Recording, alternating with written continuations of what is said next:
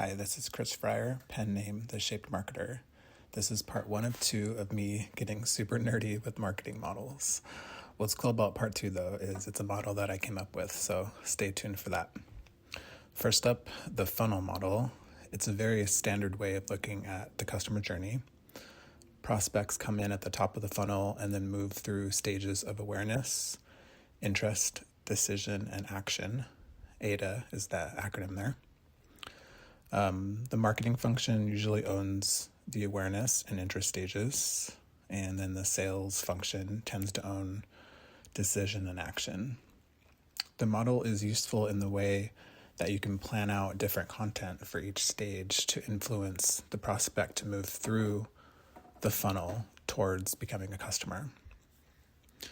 What you might have heard of is tofu, mofu, and bofu, and that's just shorthand for top of funnel, middle of funnel, and bottom of funnel.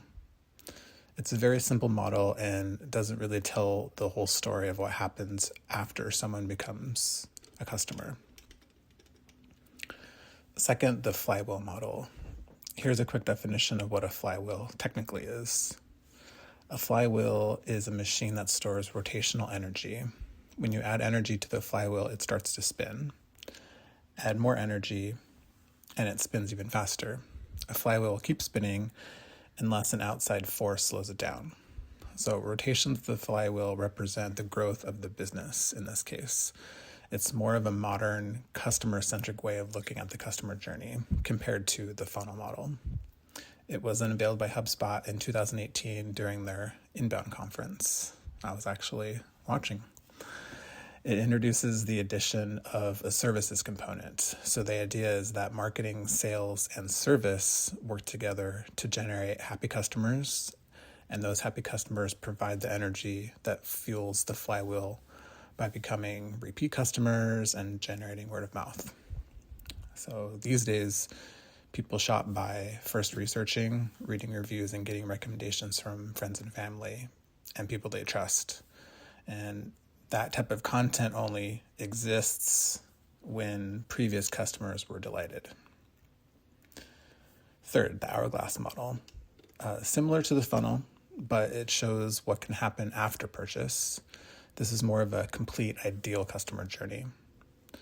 If all goes well after purchase, the customer likely moves to being a repeat customer, then being loyal to your brand over competitors, and then moving to referring others and eventually into advocacy.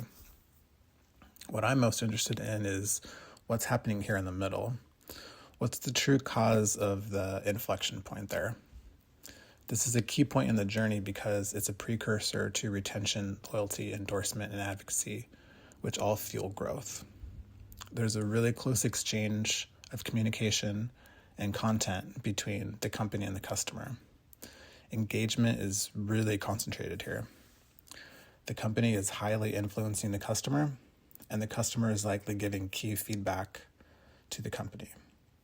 And it's that feedback is what fuels a better product, expansions to the product, which leads to more sales, both existing and future opportunities. Okay, so that concludes part 1. Stay tuned for part 2 where I show my content conduit model. And that model is centered around brand community.